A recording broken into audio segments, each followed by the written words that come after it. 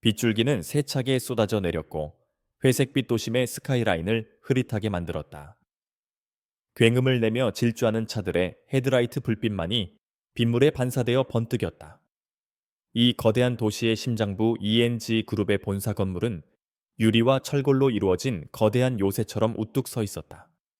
그 거대한 문이 닫히는 순간 모든 소음과 혼돈은 외부로 차단되는 듯했다.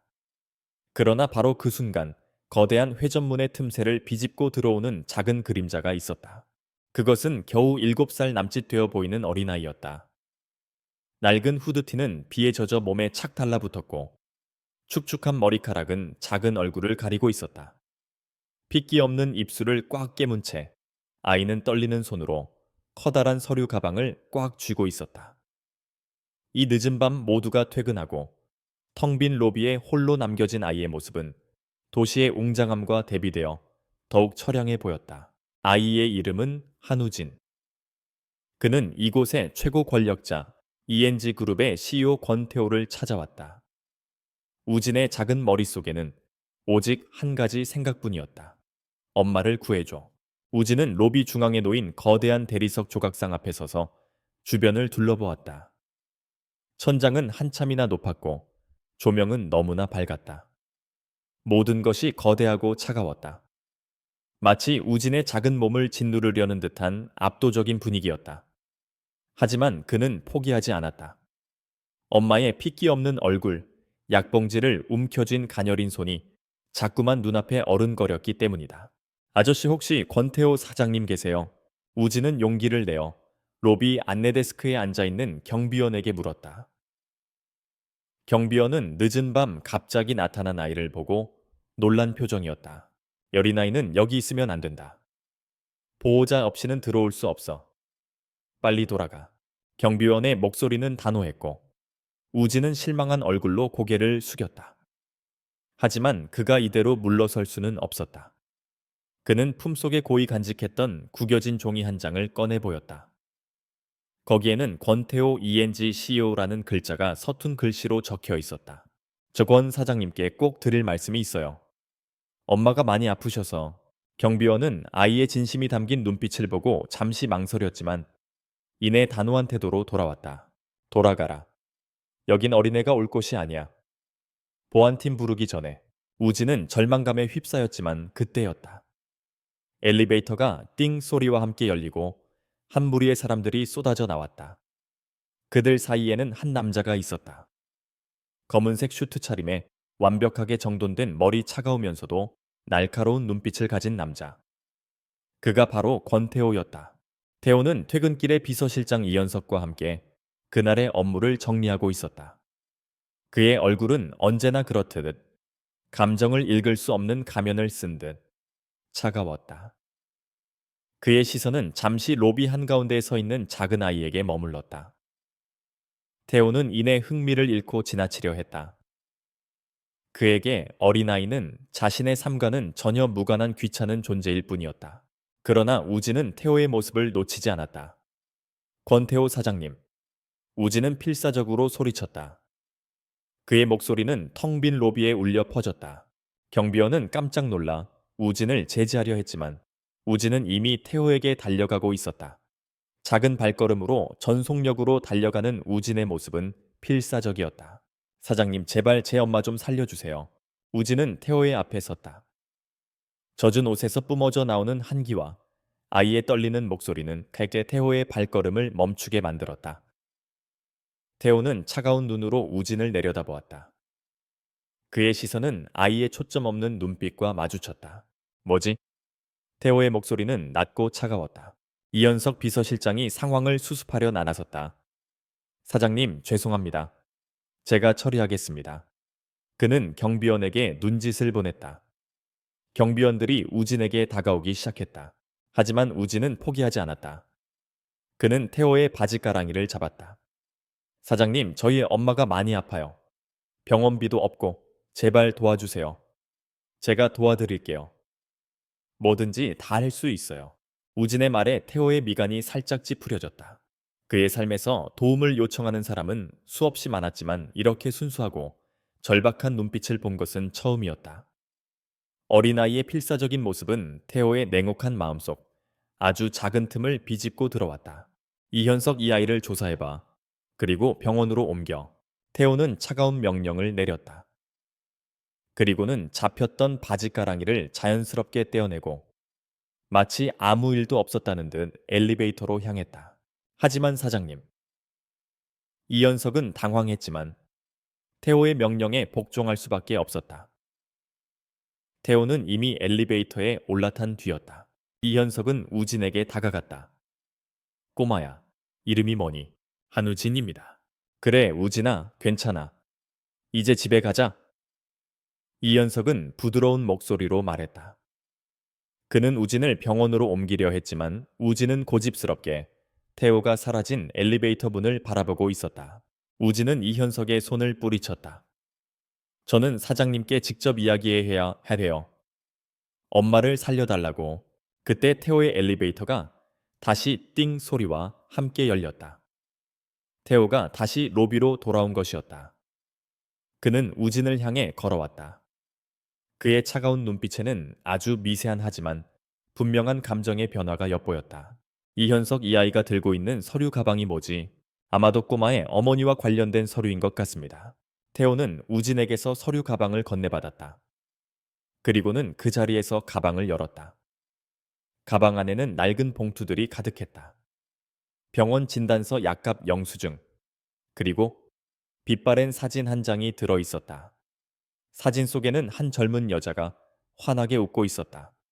그리고 그 옆에는 7년 전 자신의 회사에서 인턴으로 일했던 한지우라는 이름의 여자 직원이 서 있었다. 사진을 보는 순간 태호의 심장이 쿵하고 내려앉는 듯했다. 그의 뇌리 속에는 7년 전 회사의 회식 자리에서 술에 취해 갠 실수로 밤을 보냈던 여자의 얼굴이 스쳐 지나갔다. 당시 태호는 막강한 경쟁자들의 견제 속에서 회사를 지키기 위해 고군분투하던 시절이었다. 하룻밤의 실수는 그에게 그저 무의미한 일탈일 뿐이었다. 다음날 아침 그녀는 아무런 말 없이 사라졌고 태호는 그녀를 잊고 자신의 일에만 몰두했다. 그런데 지금 그녀의 아들로 추정되는 아이가 자신의 앞에 서 있었다. 그리고 그 아이의 이름은 한우진. 우진은 태호의 눈빛을 읽을 수 없었지만 왠지 모르게 무서워졌다. 네오, 내 엄마 이름이 뭐야? 태호의 목소리는 이전보다 훨씬 더 낮고 떨렸다. 한지우입니다. 우진의 대답에 태호의 눈동자가 흔들렸다. 그는 젖은 서류들을 훑어보았다. 그리고 진단서를 보는 순간 그의 손이 미세하게 떨리기 시작했다. 심각한 폐렴이라는 글자가 그의 눈에 박혔다. 그리고 그 옆에는 병원비 미납이라는 붉은 글씨가 선명하게 보였다. 태호는 우진의 작은 손을 잡았다. 그의 손은 너무나 차가웠지만 우진의 작은 손은 태호의 손에 꽉 잡혀 있었다. 따라와. 내 엄마를 살려줄게. 태호는 우진의 손을 잡고 엘리베이터로 향했다. 이현석은 놀란 눈으로 그들의 뒷모습을 바라보았다. 그가 알던 냉철하고 이성적인 권태호가 아니었다. 텅 빈 로비에는 태호와 우진의 발자국 소리만이 울려 퍼졌다. 권태호는 우진의 손을 잡고 무거운 침묵 속에서 엘리베이터에 올랐다. 텅 빈 공간 그 속에서 두 사람의 존재는 너무나도 이질적이었다. 한 사람은 냉철하고 완벽한 세상의 정점에 선 CEO였고 다른 한 사람은 세상의 냉혹함에 짓눌린 채 필사적으로 엄마를 구하려는 어린아이였다. 두 사람 사이에는 7년이라는 시간과 알 수 없는 운명의 끈이 얽혀 있었다. 태호의 심장은 여전히 미세하게 흔들리고 있었다.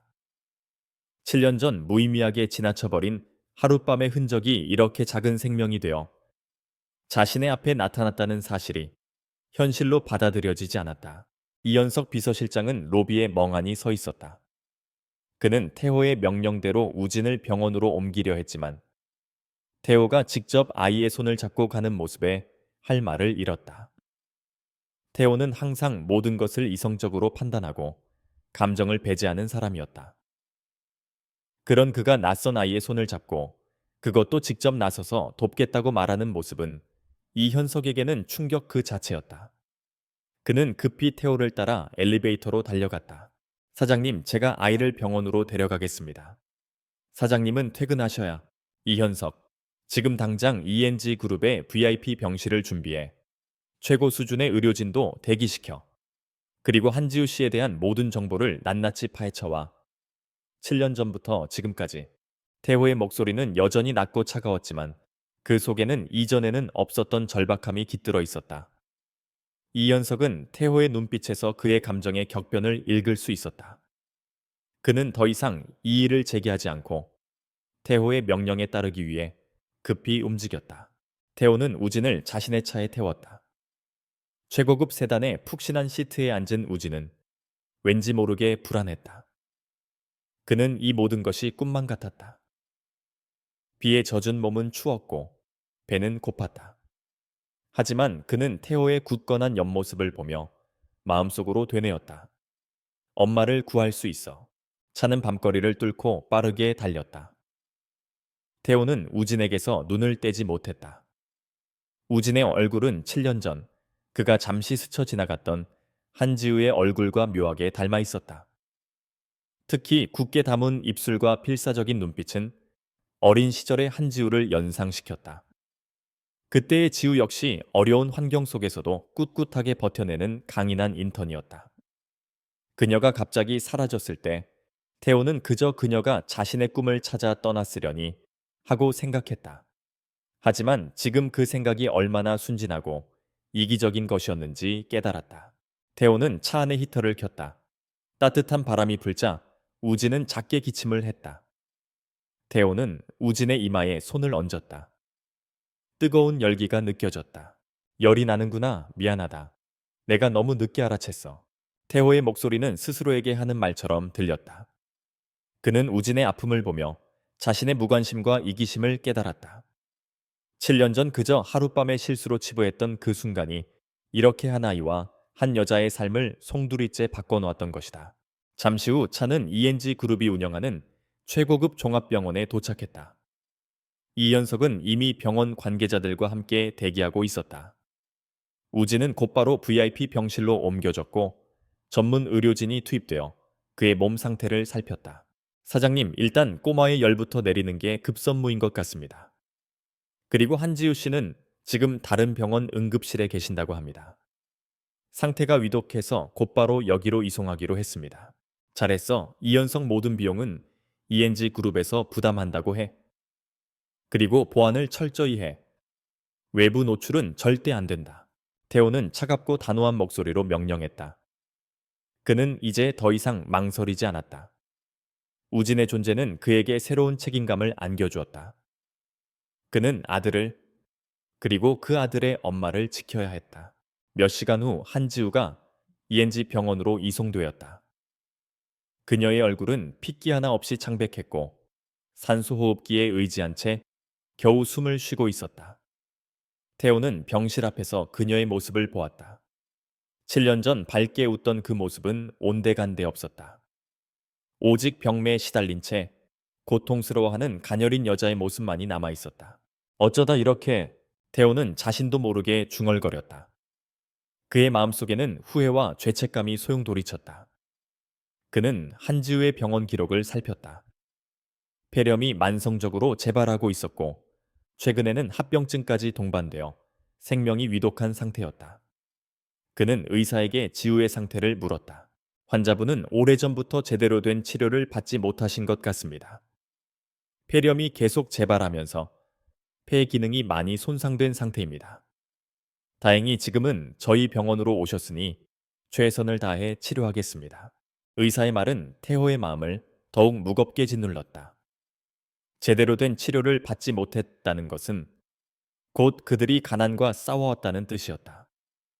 태호는 7년 동안 자신이 누렸던 부와 권력을 생각했다. 그리고 그 시간 동안 한지우와 그의 아들은 병마와 가난에 시달려왔다는 사실에 분노했다. 그는 자신에게 분노했고 이 모든 상황을 만든 알 수 없는 운명에 분노했다. 태호는 다시 우진의 병실로 돌아갔다. 우진은 잠들어 있었지만 그의 얼굴은 여전히 불안해 보였다. 태호는 우진의 작은 손을 잡았다. 아빠로서 이 모든 상황에 대한 책임감을 느꼈다. 그때 이현석 비서실장이 태호에게 다가왔다. 사장님 조사 보고서입니다. 이현석은 태호에게 한지우에 대한 조사 보고서를 건넸다. 보고서에는 7년 전 지우가 회사를 떠난 후의 삶이 상세하게 적혀 있었다. 그녀는 회사를 그만둔 후 작은 식당에서 허드레시를 했고 그 후에는 공장 노동자로 일하며 힘들게 살아왔다. 우진을 홀로 키우느라 자신의 몸은 돌볼 겨를이 없었다. 그 와중에도 그녀는 우진을 훌륭하게 키워내기 위해 최선을 다했다. 보고서의 마지막에는 한지우가 쓴 일기장 조각들이 복사되어 있었다. 우진아, 엄마는 괜찮아. 너만 건강하게 잘 자라준다면. 오늘 우진이가 아빠를 닮았다는 이야기를 들었다. 내 아이의 아빠가 어떤 사람인지 나는 감히 말할 수조차 없다. 하지만 우진아, 너는 너의 아빠를 닮아 훌륭하게 자랄 거야. 일기장을 읽는 태호의 눈동자가 흔들렸다. 지우는 7년 동안 혼자서 우진을 키웠다. 그리고 단 한 번도 태호에게 도움을 청하거나 그를 원망하지 않았다. 태호는 그녀의 강인함과 희생 정신의 깊은 존경심을 느꼈다. 그리고 동시에 그들을 방치했던 자신의 행동에 끝없는 죄책감을 느꼈다. 이현석 한지우 씨를 해고했던 당시의 인사 기록을 찾아봐. 그리고 그녀가 회사를 떠났을 때 그녀의 주변에 있던 사람들을 모두 조사해. 특히 그녀가 어떤 사람들의 압박을 받았는지 낱낱이 밝혀내. 네, 사장님. 하지만 7년 전 일이라 방법을 찾아. 지금부터 나는 한지우와 한우진의 보호자가 될 거야. 그리고 그들을 이렇게 만든 모든 사람들에게 그 대가를 치르게 할 것이다. 태호의 목소리는 결연했고 그의 눈빛은 타오르는 불꽃처럼 뜨거웠다. 그는 이제 단순히 CEO가 아니었다. 한 여자의 남편이자 한 아이의 아버지였다. 그리고 그는 자신의 가족을 지키기 위해 모든 것을 걸고 싸울 준비가 되어 있었다. 권태호의 명령은 이현석 비서실장에게도 충격이었다. 7년 전의 사건을 다시 파헤치는 것은 단순한 업무가 아니었다. 그것은 잠들어 있던 거대한 판도라의 상자를 여는 것과 같았다. 이현석은 태호의 결연한 눈빛에서 물러설 수 없는 의지를 읽었다. 그는 즉시 팀을 꾸려 7년 전 한지우가 ENG 그룹을 떠나게 된 경위를 조사하기 시작했다. 조사가 진행될수록 이현석은 예상치 못한 사실들과 마주하게 되었다. 지우는 단순히 회사를 그만둔 것이 아니었다. 그녀는 누군가의 의도적인 압박과 모략으로 인해 강제로 퇴사해야 했다. 당시 태호는 막강한 경영권 경쟁에 시달리고 있었고 그룹 내 권력 다툼이 최고조에 달했던 시기였다. 지우는 태호의 인턴이었기 때문에 그녀는 태호의 약점을 찾으려는 반대 세력의 표적이 되었을 가능성이 높았다. 사장님, 당시 한지우 씨를 담당했던 인사과 직원과 몇몇 동료들을 만났습니다. 그들의 진술에 따르면 한지우 씨는 부서 내에서 알 수 없는 이유로 따돌림을 당했고 업무적으로도 부당한 압력을 받았다고 합니다. 이현석의 보고를 들으며 태호의 얼굴은 점차 굳어갔다. 분노가 그의 턱을 굳게 만들었다. 그는 7년 전 자신의 무관심과 이기심이 한지우를 얼마나 고통스럽게 만들었는지 깨달았다. 그는 그저 자신이 맡은 일에만 몰두했고 자신의 주변에서 벌어지는 일들을 외면했다. 그리고 그 결과 지우는 홀로 모든 고통을 감내해야 했다. 대어 파헤쳐 누가 왜 그런 짓을 했는지 끝까지 밝혀내. 네. 그리고 한 가지 더. 당시 한지우 씨가 살던 원룸 주변의 CCTV 기록과 주변인 진술을 토대로 추적한 결과 당시 ENG 그룹의 경쟁사인 신영그룹의 직원들이 그녀를 미행했던 정황이 포착되었습니다. 이현석의 말에 태호의 눈빛이 날카롭게 빛났다.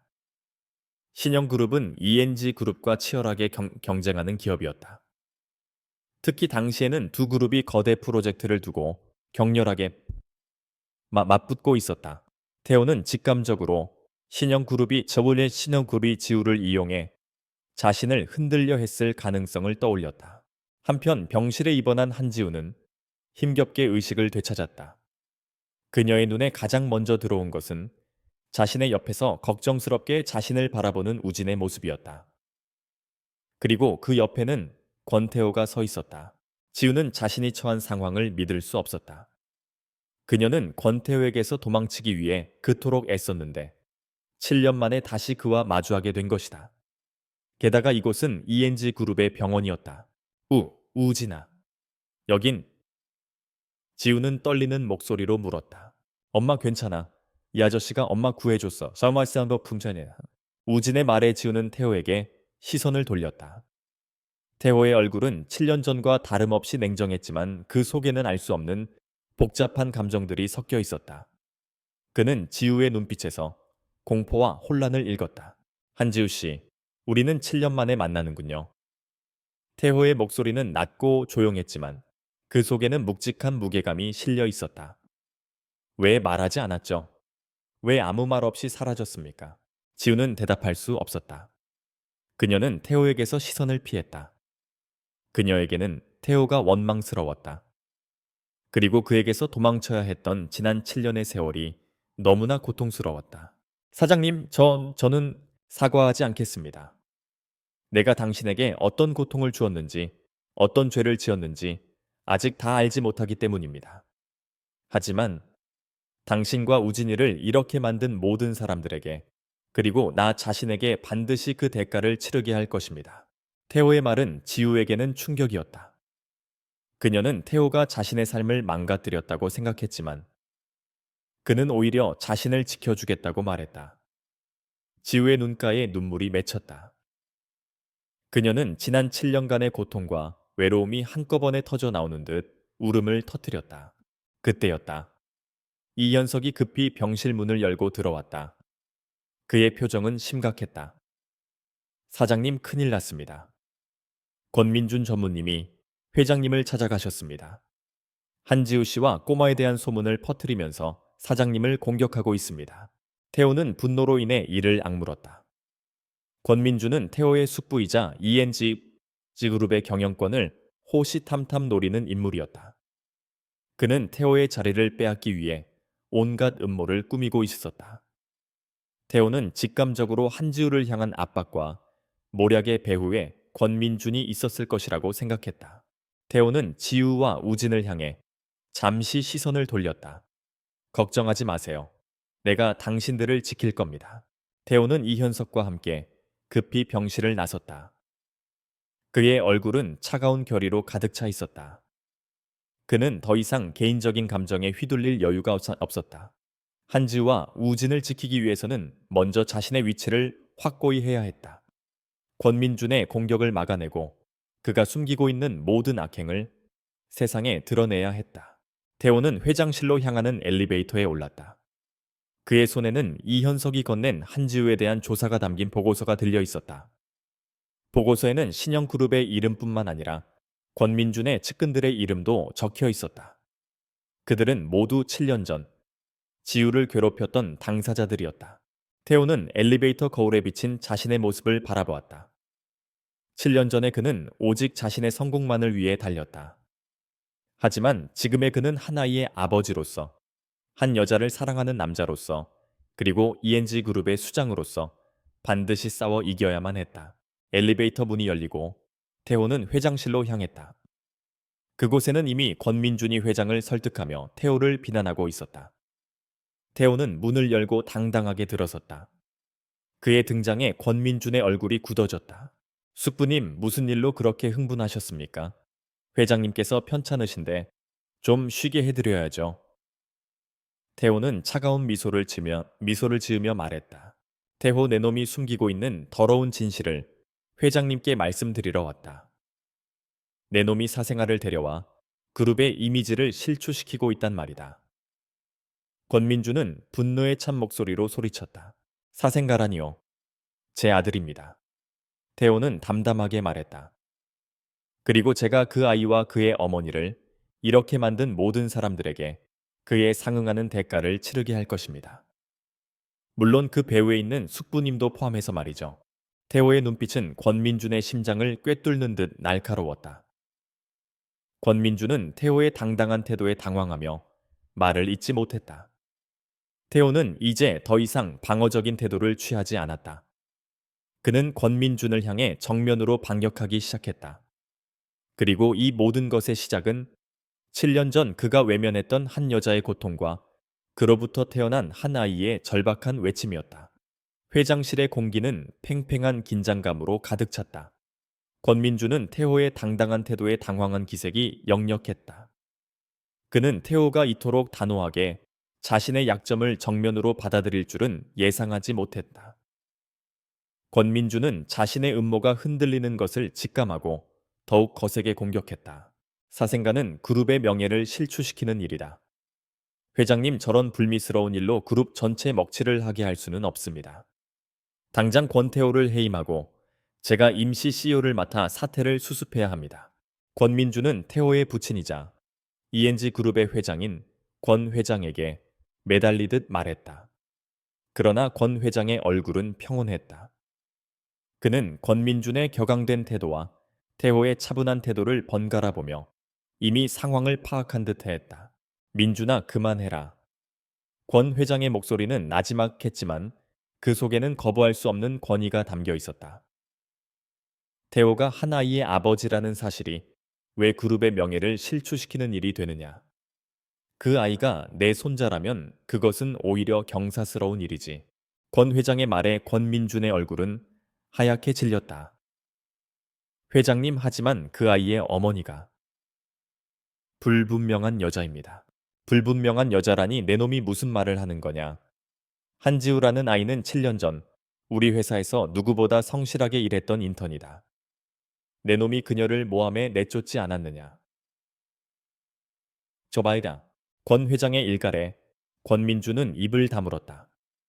그는 태호가 이미 모든 것을 알고 있다는 사실에 충격을 받았다. 태호는 7년 전 권민준이 지우를 모함해 내쫓은 사실을 밝혀낼 만한 증거를 가지고 있었다. 태호는 굳은 표정으로 권민준을 바라보며 그의 모든 악행을 폭로할 준비를 하고 있었다. 숙부님, 7년 전 당신은 옌지의 경쟁사인 신영그룹과 손을 잡고 저를 무너뜨리려 했습니다. 그리고 그 과정에서 한지우 씨를 희생양으로 삼았죠. 당신은 그녀가 저와 관계가 있다는 사실을 알고 그녀를 모함해 해고했습니다. 그리고 그 후에도 그녀와 제 아들을 감시하고 괴롭혔죠.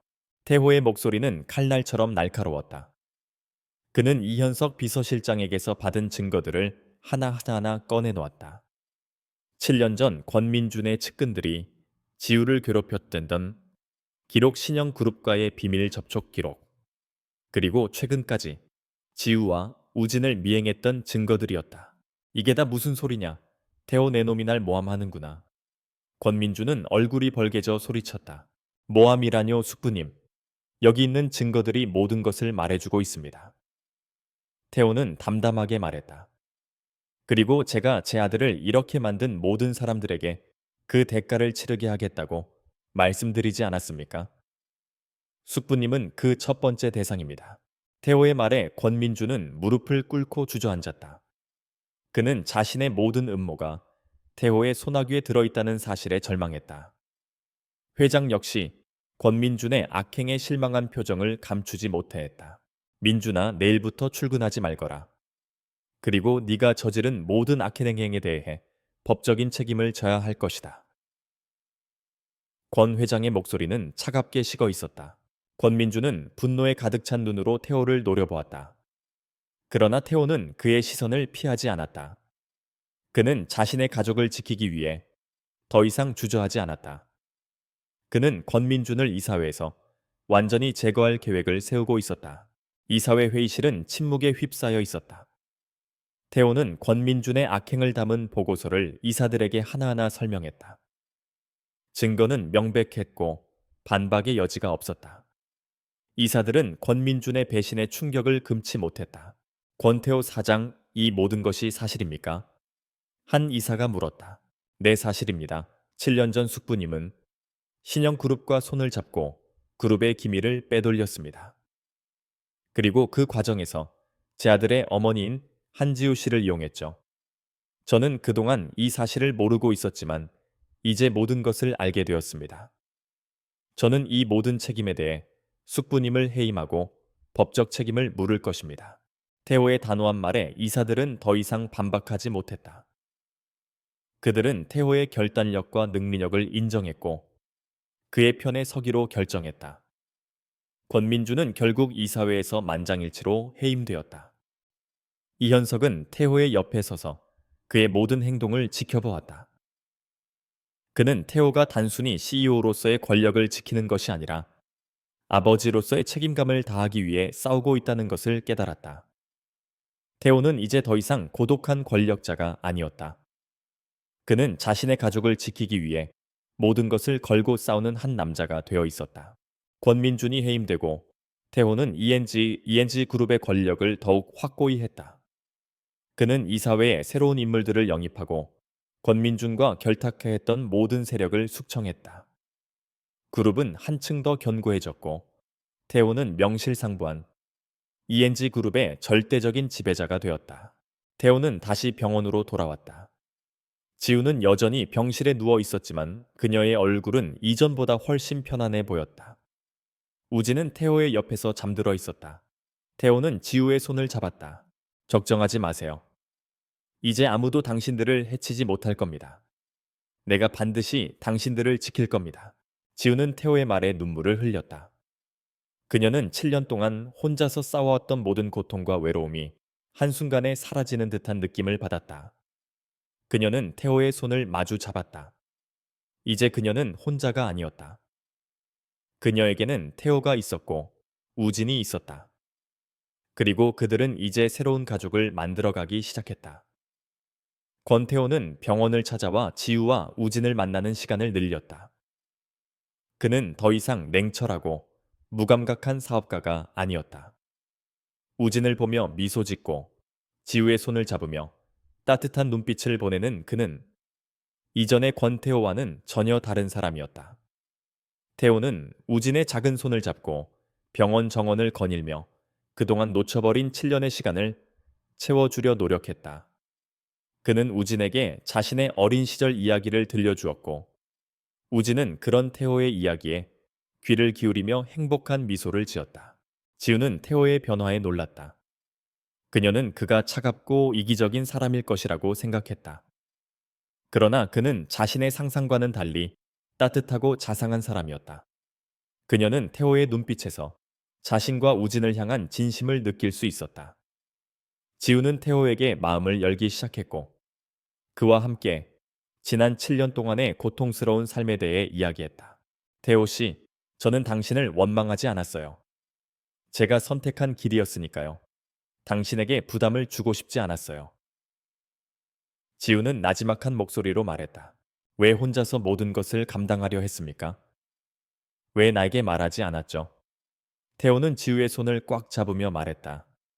그의 눈빛은 후회와 안타까움으로 가득 차 있었다. 저는 당신이 저를 버렸다고 생각했어요. 그리고 당신에게는 이미 약혼녀가 있을 것이라고 생각했어요. 저는 당신의 삶에 방해가 되고 싶지 않았어요. 지우의 말에 태호는 가슴이 미어지는 듯 했다. 그는 7년 전 지우가 회사를 떠나게 된 진짜 이유를 알게 되었다. 그녀는 자신이 태호에게 짐이 될까 두려워 홀로 모든 것을 감당하려 했던 것이다. 태호는 그런 지우의 희생 정신에 깊은 감동을 받았다. 태호는 지우와 우진을 자신의 집으로 데려왔다. 그는 그들에게 최고의 삶을 선물해주고 싶었다. 지우는 태호의 거대한 저택을 보며 부담스러워했지만 태호는 그녀의 손을 잡으며 말했다. 여기는 이제 당신과 우진이의 집입니다. 이제부터 우리 셋이 함께 만들어가는 공간입니다. 지우는 태호의 말에 눈물을 흘렸다. 그녀는 7년 동안 꿈꿔왔던 가족의 품을 마침내 찾게 된 것이다. 우진은 넓은 집을 뛰어다니며 신나게 놀았다. 그는 태호의 방을 구경하고 태호의 서재에 있는 책들을 읽으며 행복해했다. 태호는 우진을 위해 개인 교사를 고용했고 지우를 위해 개인 주치의를 붙였다. 그는 그들에게 최고의 환경을 제공해주기 위해 모든 노력을 다했다. 태호는 퇴근 후 우진과 함께 놀아주고 지우와 함께 저녁 식사를 하며 평범한 일상을 보냈다. 그의 얼굴에는 행복한 미소가 가득했다. 그러나 행복한 시간은 오래가지 않았다. 권민주는 태호에게 복수하기 위해 모든 것을 걸었다. 그는 자신이 해임된 것에 분노하며 태호의 약점을 찾기 위해 수단과 방법을 가리지 않았다. 권민주는 언론을 이용해 태호와 지우, 그리고 우진의 관계를 세상에 폭로했다. 그는 태호가 불륜을 저지르고 사생아를 낳았다는 루머를 퍼뜨렸다. ENG 그룹의 젊은 CEO, 권태호의 숨겨진 아이 그녀는 누구인가? 사생아 스캔들 ENG 그룹에 불어닥친 위기. 이러한 선정적인 기사들이 신문과 인터넷을 도배했다. ENG 그룹의 주가는 폭락했고 태호는 순식간에 언론의 문매를 맞게 되었다. 권민주는 이 기회를 틈타 이사들에게 태호의 무능력을 비난하며 다시 한번 경영권 탈취를 시도했다. 태호는 권민준의 치졸한 공격에 분노했다. 그는 자신에게 향하는 비난은 감당할 수 있었지만 지우와 우진에게 향하는 비난은 참을 수 없었다. 지우는 언론의 공격에 힘들어하며 다시 한번 태호의 곁을 떠나려 했다. 태호 씨, 저는 괜찮아요.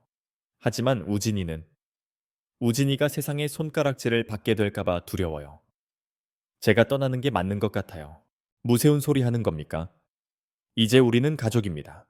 당신 혼자서 모든 것을 감당하게 두지 않을 겁니다. 우진이는 내 아들입니다. 내가 지킬 겁니다. 태호는 지우의 손을 꽉 잡으며 단호하게 말했다. 그는 이제 더 이상 도망치지 않았다. 그는 권민준의 공격에 정면으로 맞서 싸우기로 결심했다. 그는 이현석 비서실장을 불러 권민준의 모든 악행을 세상에 폭로할 준비를 했다. 이현석 언론을 통해 권민준의 모든 범죄를 폭로해 그가 신영그룹과 결탁해 ENG의 기밀을 빼돌린 사실, 그리고 나를 모함하기 위해 한지우 씨를 이용하고 괴롭힌 사실을 모두 밝혀. 증거는 충분해. 사장님, 하지만 저희가 먼저 움직이면 사장님의 이미지가 더욱 실추될 수 있습니다. 괜찮아. 내가 감당할 수 있어. 이제 더 이상 숨지 않을 거야. 내 아들과 내 가족을 지키기 위해서 나는 모든 것을 걸고 싸울 거야. 태호의 눈빛은 불꽃처럼 타올랐다. 그는 더 이상 잃을 것이 없었다. 그는 자신의 가족을 지키기 위해 자신의 모든 것을 걸고 싸울 준비가 되어 있었다. 그리고 그는 권민준을 완전히 무너뜨리고 ENG 그룹을 더욱 견고하게 만들 것이다. 권태호의 명령이 떨어지자 이현석은 주저하지 않았다. 그는 즉시 언론과의 접촉을 시작했다. 태호는 더 이상 소극적으로 방어하지 않았다. 그는 자신의 모든 것을 걸고 정면으로 맞서기로 결심했다. 이현석은 태호의 지시대로 권민준이 신영그룹과 손을 잡고 ENG 이재의 기밀을 빼돌린 증거, 그가 언론을 이용해 태호를 모함하고 지우와 우진을 괴롭힌 증거들을 언론에 배포했다. 이 모든 증거들은 태호가 지난 몇 년간 조용히 수집해온 것이었다. 언론은 태호의 폭로에 충격을 받았다. 그들은 처음에는 태호를 비난했지만 태호가 제공한 명백한 증거들 앞에서는 침묵할 수밖에 없었다. 권민주는 순식간에 추락했다. 그가 저질렀던 모든 악행들이 세상에 드러났고 그는 대중의 비난과 분노를 한 몸에 받게 되었다. 태호의 결단력은 ENG 그룹의 내부에서도 큰 반향을 일으켰다. 이사들은 태호가 개인적인 감정을 내세우지 않고 그룹의 미래를 위해 권민준의 악행을 폭로했다는 사실에 깊은 인상을 받았다. 그들은 태호의 리더십을 더욱 신뢰하게 되었고 그의 편에 서기로 결정했다. 한편 권민주는 태호의 폭로에 분노하며 마지막 발악을 준비하고 있었다. 그는 태호가 자신에게 복수할 것이라고 예상했지만 이렇게까지 철저하게 준비했을 줄은 몰랐다. 그는 자신의 측근들을 동원해 태호를 공격할 준비를 했다. 그는 태호가 가장 아끼는 사람들, 즉 지우와 우진을 해치려고 시도했다. 권태호 내놈이 내 모든 것을 빼앗았으니 나도 내놈이 가장 소중히 여기는 것을 빼앗아 주겠다. 권민주는 광기 어린 눈빛으로 중얼거렸다. 그는 사전에 고용한 흥신소 직원들을 이용해 지우와 우진을 납치하려 했다. 그러나 태호는 이미 모든 것을 예상하고 있었다. 그는 지우와 우진의 주변에 사설 경호팀을 배치하여 그들을 철저히 보호하고 있었다. 권민준의 계획은 태호의 철통 같은 경호망에 막혀 실패로 돌아갔다. 권민준은 자신의 계획이 실패하자 더욱 미쳐 날뛰었다. 그는 직접 지우와 우진을 찾아가 위협하려 했다. 그는 칼을 들고 태호의 저택으로 찾아갔다. 그러나 그가 저택의 문을 열기도 전에 태호의 경호팀에 의해 제지되었다. 권민준 씨, 이제 그만하세요. 당신의 시대는 끝났습니다. 경호팀장은 단호한 목소리로 말했다. 권민준은 분노에 가득 찬 눈빛으로 경호팀장을 노려보았다. 그는 칼을 휘두르며 감어 저항했지만 결국 제압당하고 말았다. 권민준은 그 자리에서 체포되었다. 그는 자신이 저지른 모든 범죄에 대해 법적인 책임을 져야 했다. 권민준이 체포되자 ENG 그룹은 다시 평화를 되찾았다. 태호는 그룹의 주가를 안정시키고 권민준으로 인해 흐트러졌던 그룹의 질서를 바로잡았다. 그는 다시 한번 ENG 그룹의 절대적인 지배자가 되었다. 그러나 그는 더 이상 권력만을 추구하는 사람이 아니었다.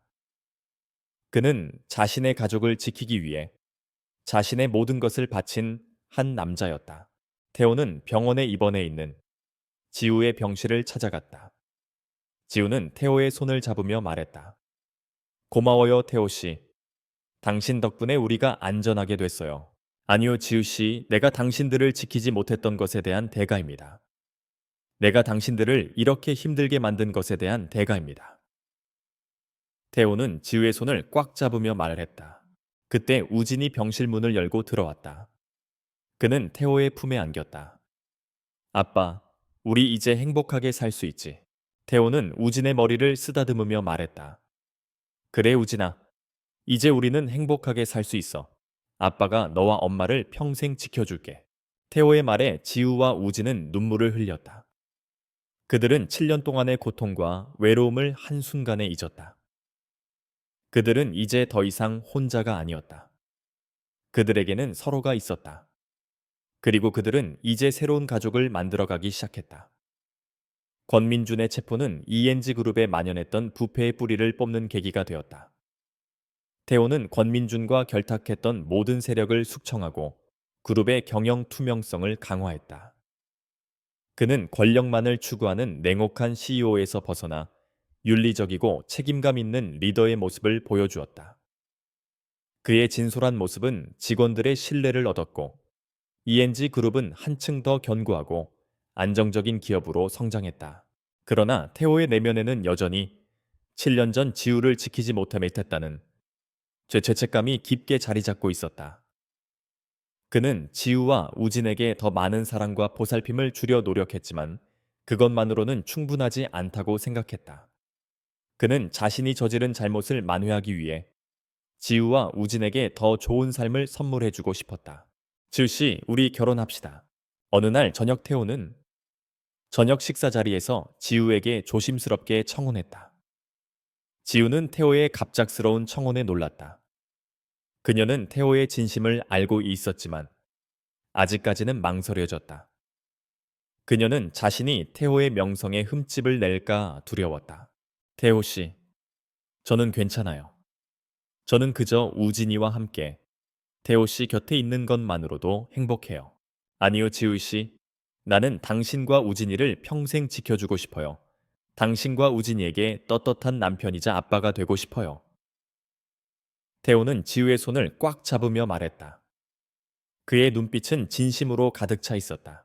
지우는 태호의 진심을 확인하고 그의 청혼을 받아들였다. 그녀는 태호와 함께라면 어떤 어려움도 이겨낼 수 있을 것이라고 믿었다. 태호와 지우의 결혼 소식은 ENG 그룹과 언론에 큰 화제가 되었다. 권민준의 모함으로 인해 태호를 비난했던 사람들은 태호가 지우에게 진심으로 다가서는 모습에 감동했다. 태호는 자신의 결혼을 통해 사랑과 가족의 소주 서류중한 잠매 세상에 알렸다. 태호의 아버지인 권 회장은 태호와 지우의 결혼을 진심으로 축복해 주었다. 그는 지우를 따뜻하게 안아주며 말했다. 아가, 우리 태호의 아내가 되어줘서 고맙다. 그리고 우진이를 잘 키워줘서 고맙다. 너는 이제 우리 가족이다. 지우는 권 회장의 따뜻한 말에 눈물을 흘렸다. 그녀는 7년 동안의 고통과 외로움이 한순간에 사라지는 듯한 느낌을 받았다. 그녀는 이제 더 이상 혼자가 아니었다. 그녀에게는 태호가 있었고, 우진이가 있었고, 그리고 태호의 따뜻한 가족이 있었다. 태호와 지우는 화려한 결혼식 대신 조용하고 소박한 결혼식을 올렸다. 그들은 가까운 가족과 친구들만을 초대하여 결혼을 축하했다. 결혼식에는 태호의 비서실장인 이현석과 지우의 오랜 친구인 박민영도 참석했다. 태호 씨 결혼 진심으로 축하드립니다.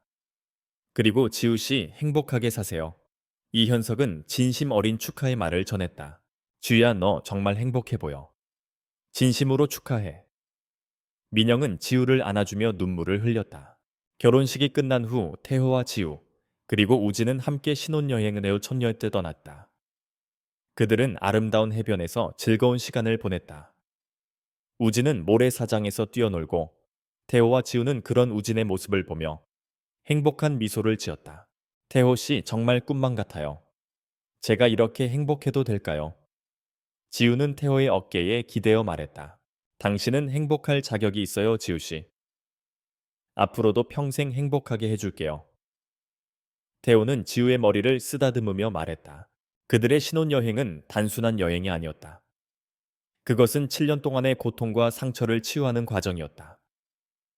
그들은 서로에게 마음을 열고 서로의 아픔을 보듬어 주었다. 그리고 그들은 이제 완벽한 하나의 가족이 되어가고 있었다. 신혼여행에서 돌아온 권태호는 지우와 우진과 함께 ENG 저택에서의 새로운 삶을 시작했다. 그의 삶은 더 이상 일과 성공에만 국한되지 않았다. 그는 아침 일찍 일어나 우진과 함께 조깅을 하고 지우가 차려준 따뜻한 아침 식사를 함께 했다. 퇴근 후에는 우진의 숙제를 도와주고 지우와 함께 산책을 하며 평범하지만 소중한 일상을 보냈다.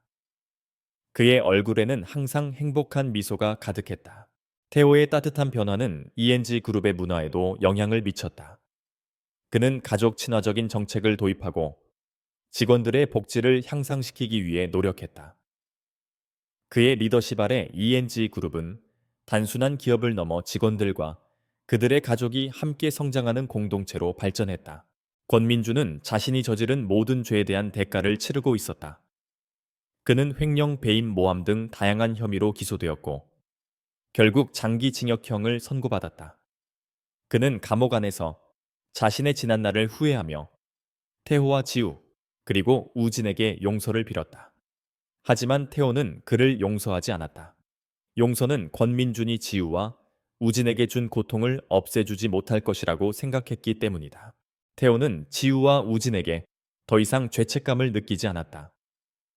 그는 지난 7년 동안의 잘못을 만회하기 위해 앞으로의 삶을 지우와 우진에게 바치기로 결심했다.